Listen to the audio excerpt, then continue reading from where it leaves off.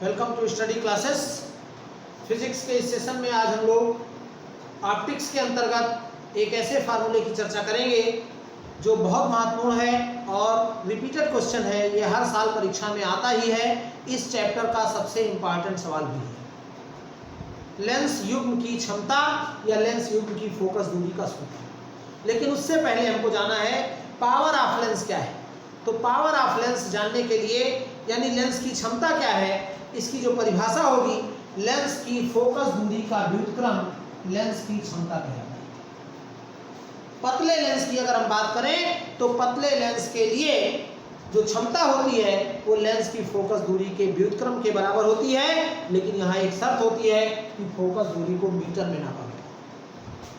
अगर हम किसी पतले लेंस की बात करें तो पतले लेंस की क्षमता लेंस की फोकस दूरी के व्युत्क्रम के बराबर होता है, जबकि लेंस की फोकस दूरी को मीटर में नापा गया हो।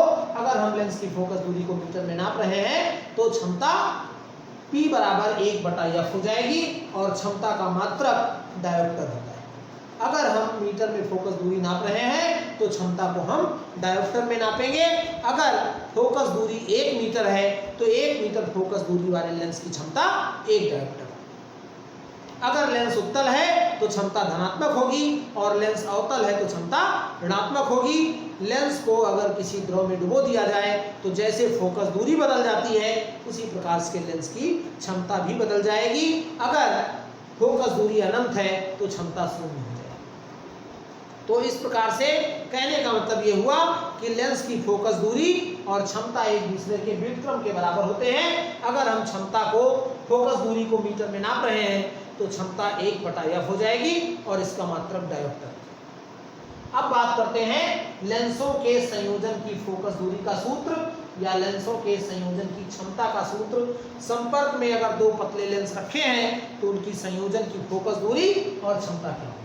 L1 और L2 दो लेंस जो समाक्षीय हैं एक दूसरे के संपर्क में रखे गए हैं और O से चलने वाली इसके मुख्य अक्ष पर एक बिंदु O है। O पर एक बिंदु वस्तु स्थित है। O की L1 से दूरी U है। O से चलने वाली प्रकाश की किरणें जब L1 से अपवर्तित होती हैं तो प्रतिबिंब I डैश पर बनता है और I डैश की L1 से दूरी V डैश है। अब I डैश L2 के लिए वस्तु का कार्य करेगा और जाके ये L2 से फाइनल प्रतिबिंब अंतिम प्रतिबिंब I पर बनेगा जिसकी L2 से दूरी V है। चूंकि लेंस पतले माने गए हैं इसलिए इन दूरियों को हम नगण्य कर सकते हैं। माना लेंस की फोकस दूरियां F1 तथा F2 हैं तो L1 के लिए अगर L1 की बात करें तो आप जानते हैं 1/f बराबर 1/v माइनस 1/u होता है। तो 1/f1 हो जाएगा। चूंकि L1 की बात कर रहे हैं इसकी फोकस दूरी F1 है और इसकी फोकस दूरी F2 है। वस्तु की दूरी u हो जाएगी, प्रतिबिंब की दूरी v डैश हो जाएगी, यानी 1/v डैश माइनस 1/u, ये आपका 1 होगा। और L2 की बात करें तो जो I डैश पर प्रतिबिंब बना है वो L2 के लिए वस्तु का कार्य करेगा। मतलब 1/f2 बराबर 1/v प्रतिबिंब की दूरी माइनस 1/u तो v डैश हो गया। और इस प्रकार से ये हमारा समीकरण नंबर 2 होगा। 1 और 2 को अगर जोड़ दें, 1 तथा 2 को जोड़ने 1/f1 plus 1/f 1/v dash cut जाएगा और बराबर होगा 1/v माइनस 1/u। अगर हम इसके स्थान पर एक लेंस युग्म की चर्चा करें जिससे वस्तु की दूरी u है और प्रतिबिंब की दूरी v है और लेंस की फोकस दूरी f है तो आप जानते हैं कि 1/f बराबर 1/v माइनस 1/u होता है। तो 3 तथा 4 से क्या हो जाएगा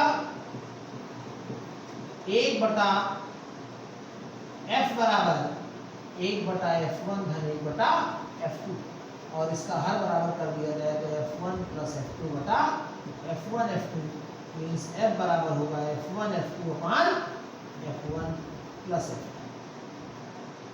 तो इस प्रकार से ये लेंस युग्म की फोकस दूरी का सूत्र हो जाता है। और अगर हम लेंस की क्षमता की बात करें, लेंस की क्षमता P1 तथा P2 है और लेंस युग्म की क्षमता P है तो 1/f बराबर P होगा, 1/f1 बराबर P1 होगा और 1/f2 बराबर P2। से हम देखें अगर 1/f1 प्लस 1/f2 तो P बराबर P1 प्लस P2 हो जाता है, माने लेंस युग्म की क्षमता दोनों लेंसों की क्षमताओं के योग के बराबर। तो इस प्रकार से लेंस युग्म की क्षमता और लेंस युग्म की फोकस दूरी प्राप्त हो जाती है और ये सूत्र प्रत्येक स्थिति में लागू होगा, चाहे दोनों लेंस उत्तल हो, चाहे दोनों लेंस अवतल हो, या एक उत्तल और एक अवतल। अगर दोनों लेंस उत्तल हैं तब भी यही सूत्र होगा कि चित्र में उत्तल बना है, इसका मतलब अवतल के लिए कुछ अलग नहीं होगा। अवतल के लिए भी यही फार्मूला होगा, लेंस युग्म की क्षमता P बराबर P1 प्लस P2 और फोकस दूरी F बराबर F1 F2 बटा F1 प्लस F2। लेकिन अगर एक लेंस उत्तल है एक अवतल है तो इस पर डिपेंड करता है कि दोनों में से कौन फोकस दूरी बड़ी है और उसके हिसाब से हमको फाइनल जो रिजल्ट होगा यानी परिणामी जो लेंस युग्म होगा वो कैसा व्यवहार करेगा, ये इस पर डिपेंड करेगा कि लेंस युग्म में कौन से लेंस की फोकस दूरी अधिक है और कौन सी कम है। तो अगर एक लेंस उत्तल है और एक अवतल है तो क्या होगा, F बराबर आपने देखा F1 F2 अपान F1 प्लस F।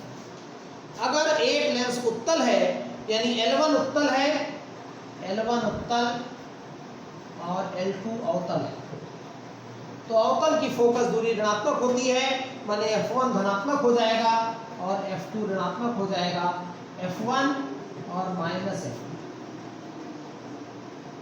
और अपान F1 माइनस F2, तो माइनस कॉमन लेकर कट जाएगा, यहाँ पर F2 माइनस F बराबर F1 F2 बटा F2 माइनस F1, ये आपका फार्मूला हो जाता है अगर एक लेंस उत्तल है और एक अवतल है। तो यहाँ पर तीन स्थितियां हो सकती हैं।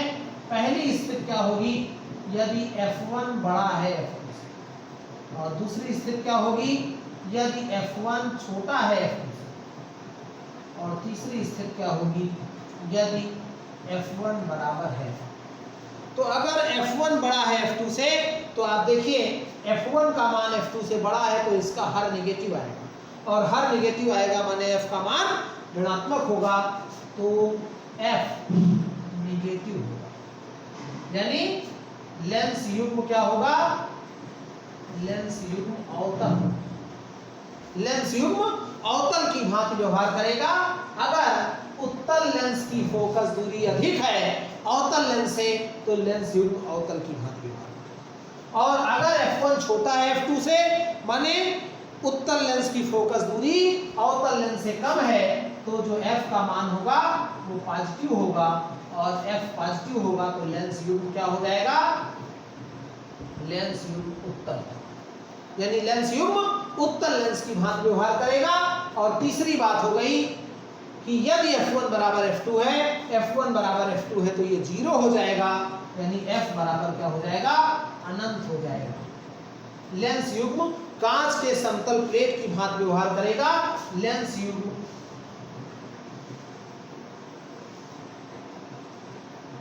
समतल प्लेट की भांति व्यवहार, लेंस युग्म की फोकस दूरी अनंत और क्षमता शून्य।